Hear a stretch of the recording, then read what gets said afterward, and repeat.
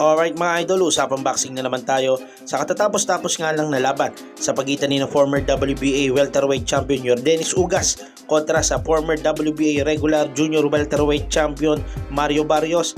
Nakuha nga po ni Mario Barrios ang panalo via unanimous decision. Sa kanilang naging bakbakan nga mga idol, dalawang beses pong pinabaksak ni Barrios itong si Yordenis Ugas. Una nga pong naka-score ng knockdown doon sa round number 2 itong si Mario Barrios at nasundan nga po doon sa round number 12. Ang kanilang naging bakbakan nga mga idol para naman sa WBC interim welterweight title. At matapos nga ang 12 rounds ng bugbugan, nakuha nga ni Barrios ang panalo by unanimous decision at nasungkit niya ang WBC interim welterweight title. At dahil nga dyan umakit na ang kartada nito si Mario Barrios sa 28 wins with 18 knockouts at may 2 talo lamang. Habang bumaksak naman si Yordenis Ugas sa 27 wins with 17 knockouts at may 6 na talo. At sa kabilang banda naman mga idol, ilang minuto na nga lang magaganap na nga po ang bigating bakbakan sa pagitan ni na super middleweight undisputed champion Saul Canelo Alvarez kontra sa kapwa undisputed champion na si Jermell Charlo.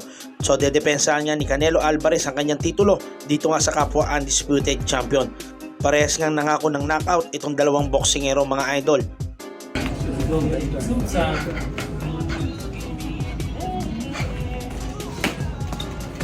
Yes, sir.